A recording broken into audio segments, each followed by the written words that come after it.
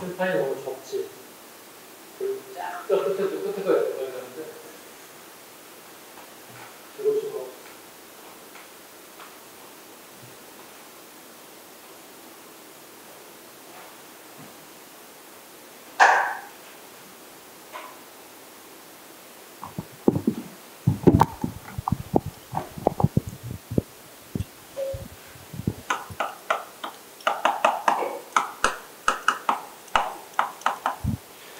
이어서 갈게요. 의열단 1919년 김원봉, 윤세주 등이 만주에서 처음 만들기 시작했다. 얘들의 핵심 노선, 조선혁명선을 노선으로 5파계 7가설을 행동을 잡았다. 5파계 7가설의 밑줄 보세요. 5파계 7가설. 목표죠. 제일 밑에 가보세요. 5파계 7가설. 줄 하단부 제일 밑에 5가지를 파괴할 건물들, 총독부, 동척, 신문사, 각 경찰서, 기타 일본의 중요기관, 7명의 암살해야 할 대장, 총독 이하의 고관, 군부 순회, 대만 총독, 매국적, 친일파 거두, 적의 밀정, 반민족적 토열신 등 이런 사람들을 죽이겠다고 대상을 하겠습니다. 자, 목표가 봅니다. 일제 식민기관의 폭파, 침략 원형 응징, 초기 활동, 상하이와 국내를 중심으로 20년대 활동하였습니다. 아까 얘기했던 신채호의 조선혁명선언을 의열단 애들에게 몸소 뒤질 수 있게끔 수첩으로 만들어 지급해줬던 것들, 이거 갑니다. 이거 별표 갑니다. 가장 많이 출제되는 부분이 이겁니다. 그러니까 이 아저씨들이 뭘 했는지를 물어보는 거예요. 연결이 오르지 않는 거, 옳은 거 물어본단 말이에요. 아주 기분 나쁜 문제 중에 하나입니다. 나를 무시하는 거잖아요. 김상옥 종로경제 폭탄 축적. 그 암살 봤을 때 전지현이 주인공이죠. 지붕 날아다니고 막 쌍권총 쏘고 막 난리잖아요. 그 김상옥이 전지현이 하고 된 그 롤모델이에요. 그러니까 그 키는 크지 않았지만 막 날아다녀, 지붕 날아다니고 담을 월담을 팍팍 날아다니고 정도로 권총을 잘 쐈다는 그 롤모델로 잡은 게 김상옥이다. 종로경제를 폭탄했다. 왜냐면 스토리를 하려면 좀 길어져. 스토리 생략할게요. 네, 그냥 외우세요. 전 스토리를 다 알고 있는데. 네. 나석주, 동척. 네, 동척의 폭탄 투척 실패합니다. 네. 김지섭, 일본 항구 폭탄 투척 실패합니다. 김익상, 별표할 거 요즘 잘 나옵니다. 조선총독 폭탄 투척. 그 다음에 잡히지 않고 다시 중국으로 건너가요. 그래서 22년에 그 이듬해에 상하이 세관부두 황포단에서 육군대장 다나카 기이치가 온다는 소식을 듣고 저격했지만 실패했습니다. 황포단 사건이라고 보통 얘기합니다. 총독 폭탄 투척, 그 다음에 황포단 사건 두 개의 인물 김익상입니다. 그 다음에 박재혁, 최수봉. 박재혁과 최수봉을 서로 바꿔놨어요. 부산경찰서, 그 다음에 밀항대 서로 바꿔가지고 출제한 적이 있어요. 그래서 박재혁의 비읍과 부산경찰의 비읍을 가져면 비읍은 어떻게 바로 연결되겠죠. 가장 빠른 의열단이 뭐야? 박재혁하고 최수봉이에요. 가장 빨라요. 20년이 가장 빨라요. 그래서 의열단의 기본적인 선후관계, 그 다음에 임명, 어떤 일을 했는지를 갖다가 구분하는 걸 가장 많이 물어보는 겁니다. 그래서 잡으시기 바랍니다. 그 다음에 활동 방향 전환, 이건 안 할게요. 그 다음에 의열단 공약 10조는 기출이기 때문에 보셔야 됩니다. 1, 2, 3, 4, 5, 6, 7, 8, 9, 10번만 보세요. 10번에 동그라미 쳐보세요. 의열단의 뜻에 따라 배반하는 자는 처살. 봐봐, 선생님 봐봐. 암살 명령을 A라는 사람을 죽이라고 명령이 떨어졌어. 그럼 어떻게, 그날 저녁에 어떻게, 막 술도 맛있는 것도 먹고 어떻게 양복 입고 사진도 한 거 딱 찍었다고 그랬잖아. 그 전날. 출정면 들고 총탄이든 뭐 포기하게든 들고 딱 출동해서 갔어. 죽이려고 봤더니, 내 마음이 변했거나 죽이기가 싫은 거야. 근데 꼭 알아야 할 게, 의열단 뒤에는 다른 의열단이 따라와요. 또 이걸 인물 수용하지 못하면 죽이게 만드는 거야. 그렇죠? 근데 얘가 또 실패하면 어떻게? 뒤에 3회 의열단이 또 뒤에 또 따라오는 거야. 그러니까 완벽하게 내가 죽이고 와야 되는 거야. 오지 못하면 내가 죽는 거예요. 서로를 의심할 수밖에 없는 상황이에요. 의열단, 이와 같은 방식으로 운영됐다. 그래서 방금 얘기하다시피 단의 의열단 뜻에 배반하는 사람, 척결한다는 뜻이에요. 처사한다는 뜻이에요. 다음, 의열단 20개 또 강령도 있습니다. 여러 가지 자료 중에 20대 강령도, 이건 하지 마세요, 그냥. 네. 개별을 갑니다. 가구규, 노인동맹당. 40세 이상이면 노인동맹당에 가입할 수 있는 조건이 돼요. 네. 그때는 나이 40을 노인으로 봤던 것 같아요. 사이토 마코토 총독의 폭탄 투척. 박열. 이건 일본에서 활동했던 인물입니다. 우리나라 사람인데 일본에 건너가서 그 작가로서 활동한 인물이기도 하고, 그 다음에 무정부주의 운동했던 인물이기도 합니다. 그래서 일본 국왕 암살 기도, 무정부주의 운동 등에 그 23년에 밑줄 긋습니다. 박열하면 23년에 달린 뭐 꼭 봐야 합니다.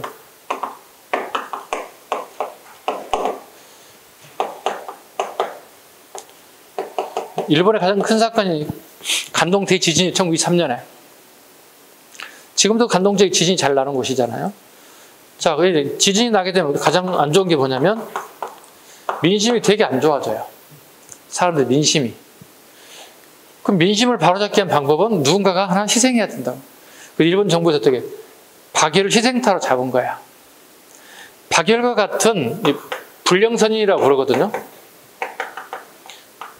일본식 한자 표현 방법으로 그렇게 말 안 듣는 조선이라는 뜻이에요.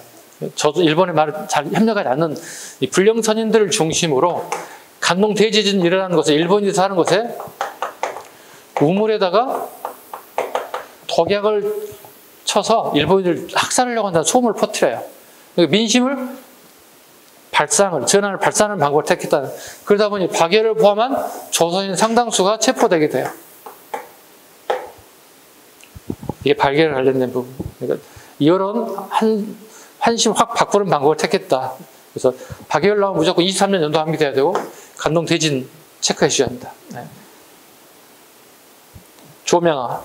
타이완에서 일본 왕족 구미노부야를 독감으로 찌렸어요. 죽었을까요? 살았을까요? 살았어요. 그런데 1년 뒤에 폐혈증으로 죽었어요. 결국은 죽은 거야. 오성훈, 김익상, 이정호, 항포단 부두에서 일본 육군대장 다나카의 기치를 제거하기도 했습니다. 그 다음에 오른쪽 의열단위 무정부주의 활동 1, 2, 3, 4 이건 안 하셔도 돼요. 안 하셔도 됩니다. 기타 의열단체 불령사 밑줄로 씁니다. 박열이 밑줄로 씁니다. 불령사 간동대지 밑줄로 씁니다. 그래 다물단 다물단은 김창숙 선생이 관련된 23년에 선생님 이걸 보고 있는데 나올지 않을까 이렇게 보고 있거든요.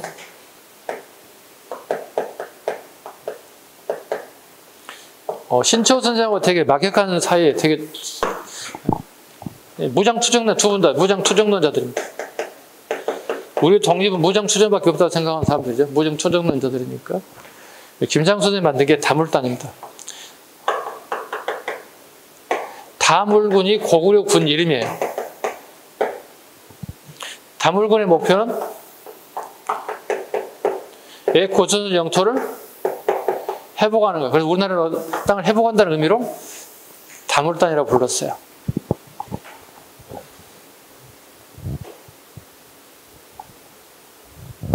오케이?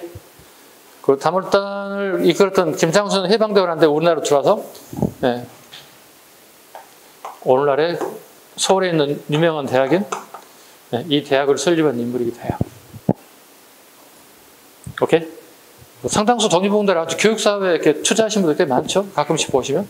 네, 독립운동가 세운 학교이다 뭐 이런 거 가끔 나오기도 합니다. 그 다음에 대한애국청년당 기출이에요. 2년 전 기출이에요. 네. 끝에 줄 봐요. 일제강점기 마지막 의거다. 네, 45년. 요거만 하나 비추고 해방되기 한 달 전에 마지막 의거입니다. 그 다음에 한인애국당. 페이지 살짝 넘겨볼까요? 김구가 만든 거죠.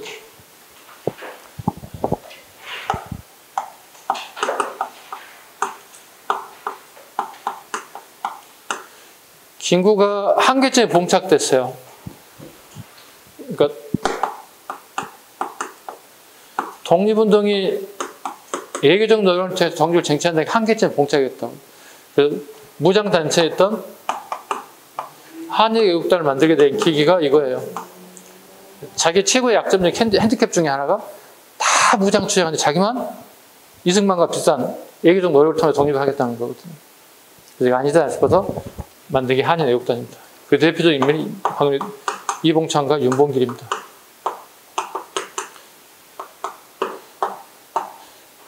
이윤, 우리 경제학 책 1페이지에 최소 투자를 최대 효과를 두는 게 경제 원리다 이렇게 나오죠. 투명 투자에서 엄청난 효과를 봤어요. 이윤을 봤어요. 이봉창, 윤봉길. 이봉창. 도쿄 일본 국왕의 폭탄 축적 실패했습니다. 그러자 상하이 신문이 아쉽다 이렇게 논설을 치렀어요. 그래서 일본이 갑자기 만주에서 상하이를 건너서 상하이 사변을 막 죽여버려. 이걸 일명 상하이 사변이라 불러요. 오케이? 윤봉길을 갑니다. 상하이 홍구공원에서 일본 국왕의 생일 및 상하이 점령 축하식을 겸해서 기념식을 한다고요. 생일도 맞고 상하이 전승 기념도 하고 이때 홍구공원에서 우리 윤봉길이 폭탄을 들고 와서 폭탄을 던져서 많은 사람들을 살상하게 되었다. 아쉽게 본인도 자살용으로 자결용으로 가져간 게 도시락 폭탄이었던 거예요. 일본 표현 방식으로 벤토라고 불렀어요. 벤토에다가 자폭용을 가져갔지만 자폭용을 터뜨리기 전에 이미 체포되고 말았어요. 그게 윤봉길입니다. 그 이봉창은 이런 일화가 있습니다. 이 사람은 서울에서 태어났고 뭐 이렇게 배우지는 많이 못했어요. 그런데 이 사람은 왕족 출신이었나 봐요. 그러니까 왕족 이씨 전주 이씨 왕족 순인데 밀려난 이렇게 왕족들이 있잖아요. 쭉 대대로. 그런데 그래도 왕족이라는 하는 개념이 있었는지 어쩐지 모르겠지만 일제 강점기 좀 억울했겠죠. 그래서 일본으로 청소년기에 건너갑니다. 청소년이 건너가서 일본에서 취업을 하게 되고 일본인 말을 배우고 일본 말을 배우고 일본인처럼 하는 행동을 하게 돼요. 똑같이. 내가 누가 봐도 저 사람 일본 사람이야. 조선 사람이라는 걸 의심하지 못하게끔 행동을 해요. 그게 끝났어. 마스터가 됐어. 그러고 난 다음에 중국 상하이를 건너가는 거야. 그리고 가가지고 술집 같은데, 그다음에 밥집 같은데 가가지고 밥 먹으면서 나 김구 선생을 만나고 싶은데 어디 가면 만나겠냐고 자꾸 중얼중얼 소문이 나기 시작한 거야. 그래서 김구 밑에 선생님들이 이제 그 소문을 가서 들어요. 김구 선생 찾아가서 얘기하죠. 선생님, 저기 식당을 밥 먹으러 갔는데 일본 놈 같이 생겼는데 한국말 잘합니다. 선생님을 만나봐야 된다면서 자꾸 이렇게 합니다. 어떻게 해야 될까요? 스파이 아닐까요? 어디 데려와봐. 김구 선생님 촉이 있어. 데려와봐. 봤더니 자기 스토리를 쫙 얘기하는 거야. 내가 일본에 가게 된 얘기, 나의 족보는 어디에 출발했던 걸 쫙 얘기해 주는 거야. 그래서 외국단에도 참여하고 싶습니다. 나에게도 총 쏘는 거가 실탄을, 폭약을 만들어지는 거, 던지는 것들 다 가르쳐 주십시오 해서 만들어서 이봉창이 여기에 김구 선생으로부터 배워서 폭탄 축적하게 된 거예요. 이게 스토리지. 여러분이 얘기한 도쿄에서 일본의 국왕의 폭탄을 축적 실패해서 상하이에 올린 아쉬워하는 논지를 보던 이봉창. 여기 달달달 여기 무슨 재미가 있냐고. 이봉창이 이런 인물이었구나. 한 사람 조그만 한 1분밖에 안 되는 스토리를 잠깐 나오게 되면 이봉창 일단 이씨야. 전주 이씨야. 왕족이야. 그러면 되게 애국단 있잖아요. 최소 효과로 최대 이윤을 남겼다. 이봉창의 인물 정도를 설명할 수 있을까요? 여성 항일 독립운동가 보겠습니다. 김마리아, 박차정 별표. 아까 누가 소개해줬게 되잖아? 자기 조카. 김은봉이 소개해줬게 됐다고 그랬지. 윤희순 최초 여성 의병장. 안사람 의병가 병정현들. 이거 한 5년 전 기출문제예요. 남자연. 그 다음에 강주령. 작년 한등검 기출이야. 최근 한등검 기출 적어요. 한등검. 강주령.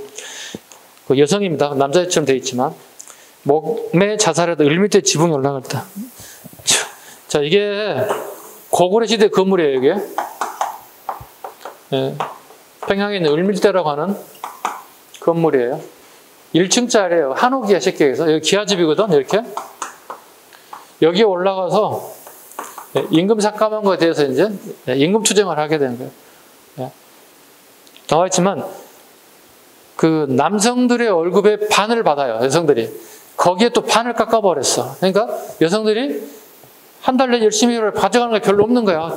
차포 뛰고 나면 남는 게 없어. 그래서 강주령이 여기 올라서 요즘 말로 지금 고공시위를 한 거예요, 여기.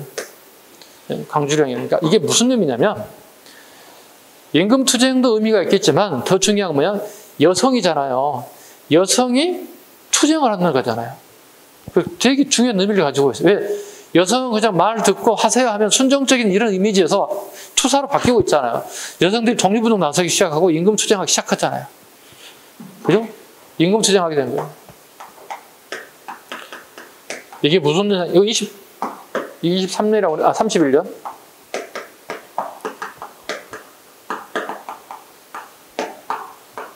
다 사회주의 영향을 받는 거예요. 누군가 나에게 부당한 처분하면 그 부당하다고 얘기할 수 있는 것들이에요. 그 대표적인 뭐 임금투쟁이에요.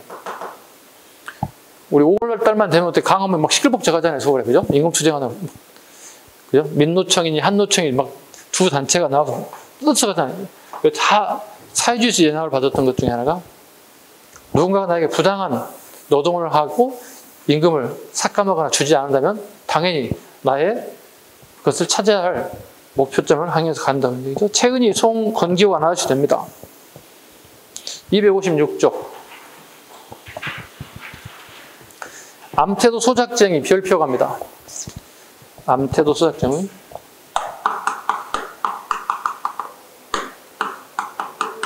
전남 신안군에 있는 섬입니다. 예전에 섬이었고요. 지금은 다리가 낮아서 내륙이 됐어요. 지금은 차 타고 바로 갈 수 있어요. 다녀왔습니다, 제가. 금년 5월에 저기 갔다 오고, 그 다음에 다른 섬도 하나 갔다 왔습니다. 역사적 관심지가 있어서. 아무튼 소작쟁이 했던 장소하고, 그 다음에 또 다른 또 섬도 한번 또 다녀왔습니다. 미쳤죠? 그죠? 배 타고 가고 어떡하지 했는데 이미 사전조사를 다 다리가 낮아가지고 그냥 10분 씩 갔다 씩 이렇게 올 정도 되게 빠른 거리로 다녀왔습니다. 아무튼 소장에 봅니다. 식민주주 문제철을 비호하는 일제에 대항하여 소작쟁이를 일으켰다. 20년대 일제의 저미가가 아니라 저미가 정책, 쌀 가격을 낮췄다는 뜻이에요. 저미가 정책으로 지주의 수입이 감소하자 소작료를 올려 손실분을 보조하는 지주의 만행이 이루어졌다. 그러니까 소작농이 농사를 짓고 가져갈 게 별로 없어지는 거예요. 그래서 얘들이 나타난 게 아무튼 소작쟁이입니다. 이 소작쟁이를 하게 되는데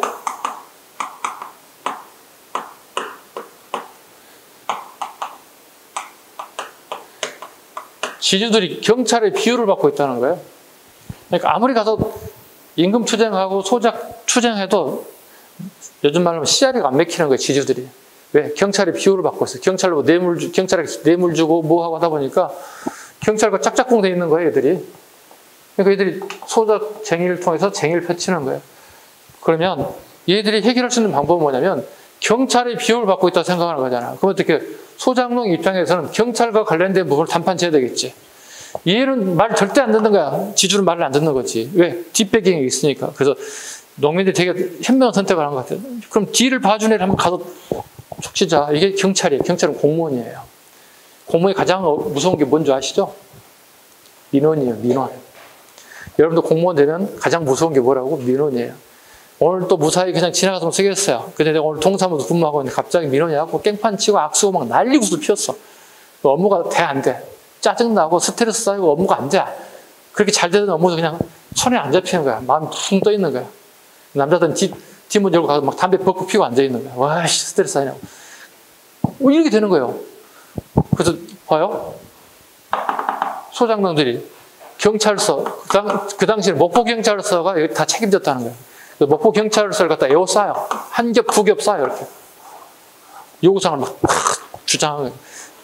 밤새 가면서 막 하는 거야. 민원이 발생했잖아.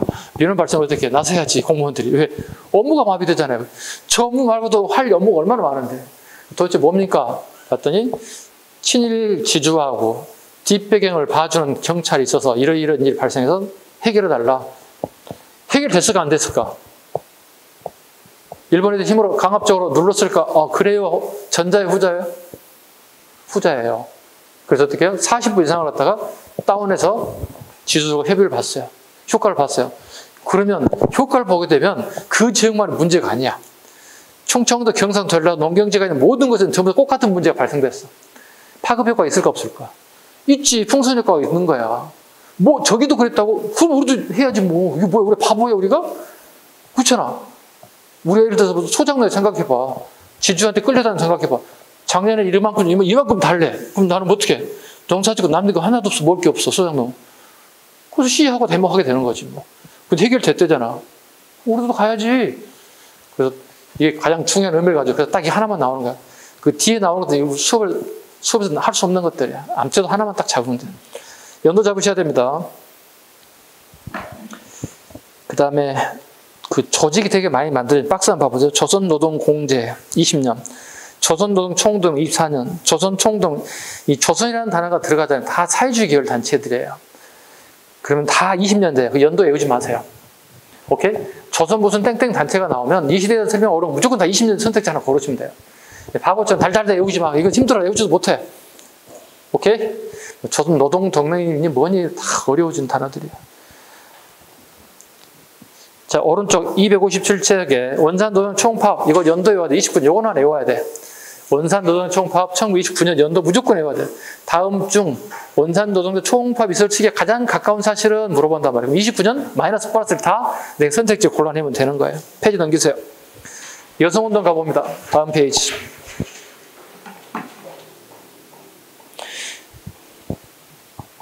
제일 밑에 가봐요. 근우해 보세요. 근우해. 이건 신간의 자매단체예요. 신간의 자매단체. 단독 문제로 나오고 신간회와 곁들여서 같이 나오기도 합니다. 자, 활동 내용 보겠습니다. 활동 목표. 여성에 대한 사회적, 법률적 차별, 철폐. 조혼과 인신매매 폐지. 옛날 되게 결혼을 빨리 했던 거 폐지시켜달라는 얘기. 여성 노동자에 대한 임금차별. 아까 강주령 같은 사람 이거잖아요. 여성 노동자에 대한 임금차별. 남자의 반반으로 줄여버린 것들. 활동 내용. 근우라는 잡지 밑줄 긋습니다. 근우라는 잡지도 발간했다. 오른쪽에 잡지 있습니다. 근우. 해체. 신간 해체 이후에 해체됐습니다. 왜냐하면 신간의 자매단체이기 때문에 당연히 해체됩니다. 신간 해체됐기 때문에. 근우의 활동 강령가입니다. 여성에 대한 사회적, 법률적 일체의 차별을 철폐한다. 일체의 봉건적인 인습과 미신을 타파한다. 조언을 폐지하고 결혼 자유를 확립한다. 인신매매 및 공창을 폐지한다. 공창이 왜 죽었습니다. 매춘입니다. 일제시대는, 아니, 이 시기는 매춘이라는 게 있었다는 거예요. 합법적으로 있었다는 게 다 폐지된다는 뜻이에요. 그 다음에 7번. 부인 및 소년궁의 이염노동 야근을 폐지한다. 네. 다시 오른쪽. 근우의 창립 취지문 여러분 읽으셔야 돼요. 사례로 이미 출제됐던 문제니까 상단에 오른쪽에. 그 다음에 문화예술활동. 출제 거의 없습니다. 필요한 거 몇 개만 하고 가겠습니다. 1910년대 계몽주의 밑줄 긋습니다. 1910년대 계몽주의 다수의 작품들이 등장했다. 우리가 너무 무지몽매하다는 거, 최소한도 이 잡지책을 보고라도 좀 깨우쳤으면 쓰겠다는 거, 계몽주의입니다. 3.1운동 이후 갑니다. 순수 문학작품 창조. 3.1운동 전 국민이 나섰음에도 불구하고 실패했다는 거예요. 그래서 소설, 문학작품들이 조금씩 달라지면 창조, 폐허, 백조 등의 동인지가 만들어졌다. 이거 지금 안 나올 거예요. 국어에서도 안 나올 것 같은데. 그 밑에 것만 나와. 한영원의 님의 침묵만 잡아. 26년 암기만 하면 돼. 한영원의 님의 침묵이 발표됐을 때 상황을 물어보는 거예요. 26년 상황을 물어보는 거예요. 20년 중반 되면 사회주의 문학이 문학작품으로 자리 잡아. 이걸 카프 문학이라고 불러요. 20년대 후반 되면은, 야, 이것도 문학이야? 그래서 20년대 후반 되면 순수 문학으로 다시 바뀌기 시작해요. 30년대. 군국주의 찬양, 친일 문학의 대두, 이강수, 최남선, 주요한, 모윤숙, 노천명, 서정주. 이 사람은 1920년대 후반부터 30년대 초반까지 다 친일로 돌아서 버렸어요. 그리고 국어시장에도 아마 많이 안 나올걸요, 요즘에. 다 친일로 돌아서가지고. 그 해방되고 난 다음에 이 사람들 물어봤어요. 아니, 도대체 왜 해방됩니까? 민족의 지도자들이, 지성인들이. 이렇게 빨리 해방될 줄 알았나요? 이렇게 대답했어요. 왜 이렇게 기분 나쁘잖아. 해방이 빨리 했으면 계속 하고, 해방이 안 됐으니까 내 돌렸다는 뜻이 되는 거잖아. 친일로 갔다는 얘기가 되는 거죠. 자, 페이지 넘깁시다. 이거 안 하셔도 됩니다. 안 나올 겁니다. 중일전쟁 이후에, 중일전쟁 1937년이라고 적어놓으세요. 37년 이후에 우리 문학작품이 어떻게 바뀌었냐. 친일문학, 기억본, 친일문학. 저항신, 요것만 봐야 되겠다. 이원록, 이육사의 광야. 참고로 나올 것 같아요. 이육사는 무슨 회원일까요? 의열단 회원이에요. 의열단 회원이에요. 꼭 기억하셔야 됩니다. 윤동주의 자상, 이거 뭐죠? 뭐가 관련돼서 우리 시험에 잘 나오는데? 윤동주의 자상은 창씨개명과 밀접한 관련이 있어요. 내가 일본 유학을 가야 되는데 창씨개명을 해야만 갈 수 있어요. 일본 이름으로. 그래서 내 이름을 마지막으로 모래에 쓰고 지웁니다는 대목이 나와요. 식구가 나온다고. 이건 창씨개명에 대한 본인의 비참한 심정을 시로 잘 표현한 게 자상이에요. 꼭 기억하세요. 자상 나오면 뭐야? 창씨개명. 40년에 창씨개명이 이루어지잖아요. 유학을 앞둔 본인의 심정을 글로 잘 표현한 겁니다. 한영원의 님의 침묵 했죠. 26년. 꼭 기억하셔야 돼요. 님의 침묵이 발됐을 때 시기 26년 플러스 마이너스 걸로 치면 돼요. 예술가 보겠습니다. 음악. 홍남파의 봉선화, 고향의 봄, 안익태 애국가. 홍남파, 안익태 아쉽게 다 친일 음악인으로 등재돼가지고요. 좀 아쉽습니다. 근데 문제는 우리 애국가가 문제죠. 그래서 한때 이게 한 5년 됐나요? 이 사람들이 친일로 판명되는 것 때문에. 그럼 우리 애국가 다시 만들어야 되는 거 아니냐.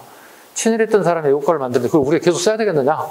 서로 막 치열한 논쟁이 있었습니다. 좀 시들어졌습니다. 네. 고민이잖아요. 실은 그죠. 근데 또 우리가 이 나이 먹어서 애국가를 다 애기 때부터 불렀는데 다시 새로운 애국가를 만든다고 적응이 되겠어요, 우리가 또? 그죠? 쉽지는 않을 거 아니에요. 네. 그 다음에 동요. 야, 우리 어렸을 때 꼬맹이 때 반달이라는 동요 불렀는데 이 시기에 만들어졌어요. 대중음악, 네, 트로트 나옵니다. 윤신덕의 사이찬미, 네, 윤신덕의 사이찬미. 네, 일본의 대중음악인 트로트에 예열받은 대표적인 우리나라 최초의 트로트 계열의 음악인 사이찬미.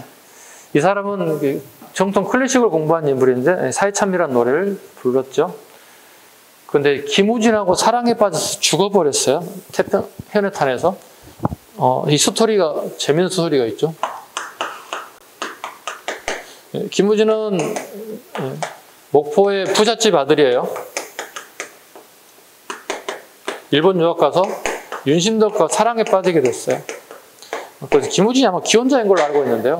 이루지 못할 사랑이 된 거지. 그리고 귀국선에 탔어. 귀국선 타고 현해탄에 와서 우리나라 오면 될 거 아니야. 부산항에 도착하면 되는 거거든. 도저히 이룰 수 없는 사랑이 된 거지. 지금 같은 것도 이혼도 마음대로 할 수 있고 뭐 하고 하면 사랑할 수 있는 건데 둘째가서 현해탄에 빠져 죽었어. 근데 하필 이 사람이 사이찬미를 부른 거야. 그래서 유명한 드라마도 만들어지고 그 시대 핫 이슈였는데 하나였다 보시면 이룰 수 없는 사랑들이 돼요. 네. 이런 게 많은 사람들 관심거리게 돼요. 이룰 수 없는 사랑. 이룰 수 있는 사람 별로 관심이 없어 사람들이. 그래서 이룰 수 없는 사랑들이 돼요. 미술 보겠습니다. 안중식 오른쪽에 소림 조석진 이건 안 하셔도 돼요. 이건 전문가들이 하는 겁니다. 오케이? 어떻게 이거 미술사를 공부한 사람들이 하는 거니까 이건 안 하셔도 돼요. 우리 시험에 나오기 어렵습니다. 대신에 밑에 건 봐야 돼요. 고이동. 우리나라 최초로 일본 유학 갔고 서양을 처음 그렸어요. 그 대표적인 작품이 자상이라는 게 있어요. 그래서 유학 갔다 오고 난 다음에는 작품 활동을 하지 않습니다. 왜? 본인이 재능이 뛰어나지 않다는 걸 알고 있어요. 자상은 미술대학교 졸업작품으로 한 점 딱 남아있어요. 내가 봐도 나보다 더 못 그린다.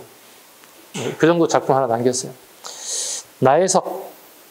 요즘에 TV 보니까 이분 스토리 되게 많이 얘기하는 것 같아요. 한국에서 최초의 서양화가이자 작가이자 변호사 김우영과 결혼. 파리에서 체린과 연애하다 들통나서 이혼하게 됐어요. 조선사의 가부장제 모순을 비판하는 이혼 고백장을 신문에 연재해버렸어요. 그러니까 그 시기에 여성이 이혼을 한다는 것은 거의 없었던 시절이에요. 네, 그냥 결혼하면 그냥 끝까지 좋든 싶든 살아야 되는 거야. 근데 자기가 바람나서 이혼을 했는데도 불구하고 변호사의 남편과 이혼하는 과정을 쫙 신문에 연재를 했어요. 그러니까 완전 센세이션을 일으켰다 봐야 돼요. 네. 나혜석은 어떻게 보면 21세기 태어날 여성이에요. 21세기 태어나서 아무 이상 없는 정상적인 여성인 거예요. 왜? 결혼하기 싫으면 안 하면 되는 거고 했는데 마음에 안 들어 그러면 이혼할 수 있는 거예요. 자기 하고 싶은 거 다 한 거야. 서양화가이자 작가이자 하고 싶은 거 다 한 거야. 선택권이잖아요. 직업이라는 선택이 있으니까. 근데 이 사람이 시대를 잘못하고 난 것 같아요. 여성 최초의 서양화가니까 한번 좀 봐주시기 바랍니다. 대양 이중섭. 우리 미술사에서는 이중섭만큼 중요한 인물이 없죠. 이 사람은 일본 유학파이기도 합니다. 네, 일본 유학파이기도 하고요. 어렸을 때도 그림 솜씨가 뛰어났고 또 부잣집 아들이기도 해요. 부잣집 아들이서 돈 많으니까 일본 유학하고. 근데 하필 거기서 일본 여인을 만나게 됐어요. 작년에 일본 여인이 마지막으로 돌아가셨어요. 장수하셨죠. 근데 문제는 이중섭 작품이 되게 뛰어난 작품이 셋째 줄에 흰소입니다. 흰소, 달과 까마귀. 여러분 가장 아는 작품은 흰소죠. 그 소의 뼈가 앙상하게 드러나는 모습 있잖아요. 근데 선생님이 학교 다닐 때는 이렇게 평이 나왔었어요. 그 우리 민족을, 그 앙상한 뼈를 우리 민족으로 보고 표현했다. 작가가 이렇게 가르쳤어요, 우리한테. 그래서 선생님이 나중에 공부해보면 그게 아니었어. 대학 가서 전공 수업 들어가는데 그게 아니었어. 실제로 앙상한 뼈를 그린 거라는 거예요. 그래서 교수님이 물어보시더라고요. 뭔지 알잖아. 그 시기에 공부했던 사람들이 소가 왜 저렇게 뼈가 앙상해요? 우리 민족의 슬픔과 아픔을 저게 승화시켜서 소의 뼈가 앙상하게 나온 걸 그리지 않았겠습니까? 미친놈? 이렇게 얘기했던 것 같아요. 미친놈? 네가 알아? 봤어? 물어봤어? 아니요. 그렇게 배워서 대답을 했습니다. 그러니까 배워야지. 이렇게 되게 혼났던 기억이 났습니다. 네. 나이 먹어가면서 혼나면 되게 부끄러워요. 잘못된 지식을 이렇게 전달하게 되면 되게, 왜냐면 이게 있어. 우리가 상품을 사거나 또 할 때는 마음에 안 들면 반품도 하잖아요. 그죠? 근데 지식은 반품이 안 돼요. 저희들이 파는 상품이 제일 어려운 상품이에요. 내가 메시지를 하나 전달했는데 다시 환불이 안 되는 거야. 왜? 여러분 머리에 이미 들어가 있는 거예요. 저기 죄송한데 그거 다 긁어낼게요. 좀 뚜껑 한번 열어주세요. 이럴 수가 없다는 거야, 이걸. 아니면 토해내세요, 그 지식은. 이럴 수도 없는 거예요. 이미 뱉어지면. 그래서 반품 안 되는 상품을 파는 것은 우리 선생님들이에요. 지식 파는 장사가 제일 어려운 장사라고 얘기하고 있습니다. 선생님 고충을 좀 알아주시기 바랍니다. 네, 오케이? 그 차례 맞잖아. 누군가가 지식을 잘못 전달하면 정말 반품이 안 되는 거잖아, 이게. 미석 박수건, 이분은 초등학교 선생님이에요, 강원도에서요. 이름은 누구한테 그림을 배운 적이 없어요. 그냥, 뭐라고 하지, 이게? 스스로 독학? 터득? 그냥 되게 독특한, 한국 토속적인 그림을 되게 잘 그려요. 근데 이 사람 유명해진 이유가 이거예요. 되게 그림 한 대 막 10원, 20원 갖다 팔았던 사람이야. 그걸로 생계를 유지했어. 학교 선생님도 때려치고 미술만, 그림만 전부적으로 그리는 사람인데, 우리가 이제 50년 6.25 전쟁을 때 미군이 주둔하잖아요. 미군이 주둔하면 돌아갈 때 한국의 가장 토속적인 뭘 하나 사가지고 와서 선물로 주고 싶은 거야. 우리 외국 여행 가가지고 어떻게 뭐 하나씩 사가지고 가족, 친지 하나씩 주는 게 있잖아요, 우리가. 하다못해 제주도만 가도 하루방 하나씩 사다 갖다 주잖아요, 이렇게. 열쇠고리도 하나 사다 주고, 모두 사다 주고. 예. 선생님이 귀 이쑤시개 사다 줬어요. 예. 이중섭 화가가 제주도에 가서 이렇게 그림 그렸던 그 조그만 주택이 있거든요. 그 앞에 보면 상품점이 파는 데 있어요. 뭘 하나 이렇게 사볼까? 지인들이 내가 제주도 간 걸 아는데 소문 났는데 뭘 하나. 그래서 이쑤시개, 이거 뭐라 그러지? 기후비개? 뭐라고 그래, 이거? 기이개? 예. 기이개를, 이중섭의 그림을 이렇게 기이개로 만들었다가 그걸 갖다가, 오, 이거 뭐예요? 그때 이중섭 그림에 나오는 어린아이들 모형입니다. 그래서 절대 못 버리겠죠? 못 버리겠네요.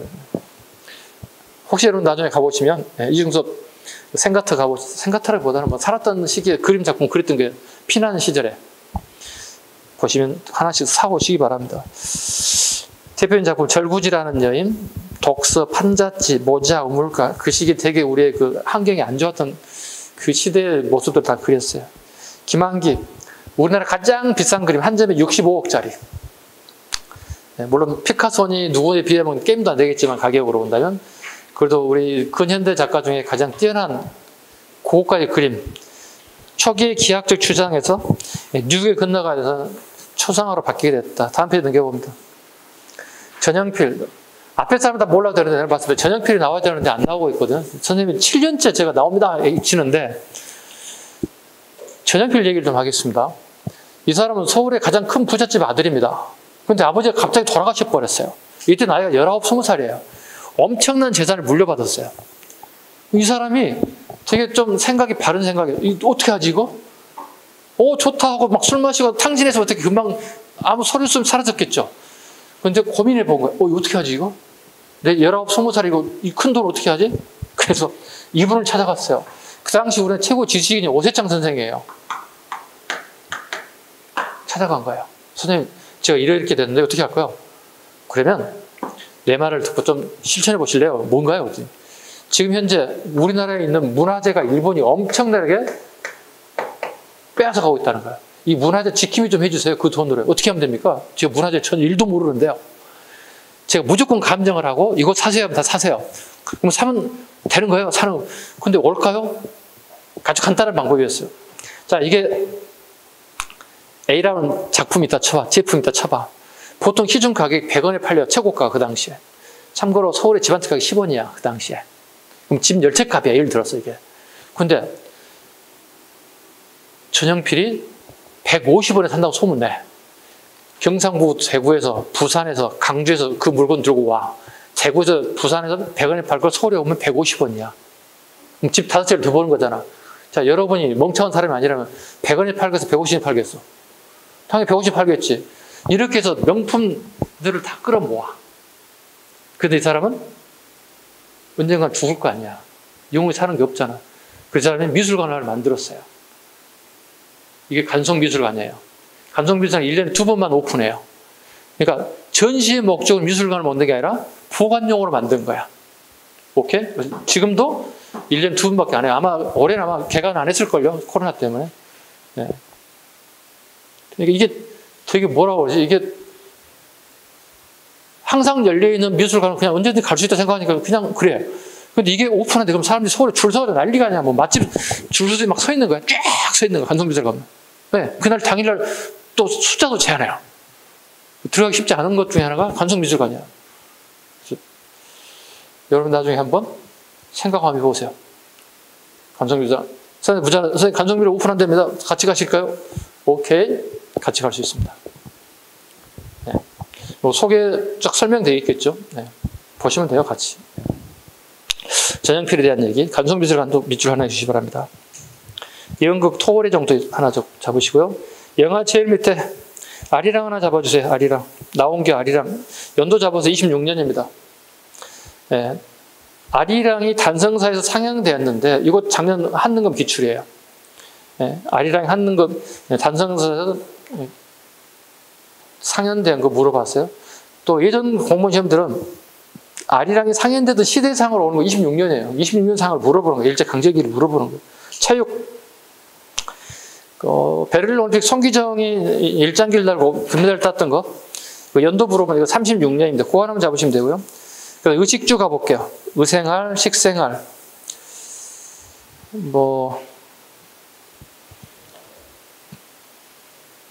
그 의생활 중에서 세 번째 보시면 여성들의 일바지, 몸빼바지 하나 몇 줄 읽어볼까요? 그 가끔 우리 보시면 뭐 시골의 할머니들 보시면 몸빼바지 입고 일하시는 거 가끔 TV들 보는데요. 이게 우리나라에 언제부터 들어왔나 물어보는 거예요. 중일전쟁 이후부터. 중일전쟁은 1937년입니다. 그 37년, 그러니까 30대 중반부터 우리 여성들에게 일할 때 편리한 복장인 일바지, 즉 몸빼바지를 강요하게 됐다. 그 시기를 물어볼 거다. 식생활 부분에 우리나라엔 식용유, 일본의 조미료, 통조림들이 들어와서 통조림 같은 게 지금 우리 통조림 많이 먹지 않습니다만 통조림 이런 게 우리나라에 들어왔다. 그 다음에 주생활 영단주택 이거 기출이에요. 기출 한 몇 년 됐다 벌써.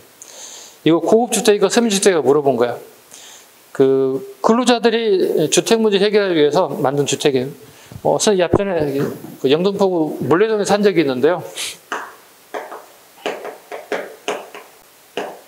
서울 영등포구에 몰래동에 이 주택이 그대로 남아있어요. 가서 볼 수 있어요. 영단 주택이 남아있어요. 그러니까 일종의 일하시는 분들 기숙사 용도로 쓰는 거죠. 1층짜리 쫙 이렇게 꼭 같은 형태 있잖아요. 지금 이때 아파트가 청량감 딱 탁탁탁 돼 있는 모습으로 영단 주택이 여기 이런 모습 꼭 쫙 진열돼 있어. 노동자들의 주택용 쓰는 게 영단 주택이다. 페이지 넘겨가겠습니다. 여기까지 해야 될 것 같습니다. 시간 다 됐고 여기까지 하겠습니다. 자, 수고하셨습니다. 마치겠습니다. 수고하셨습니다.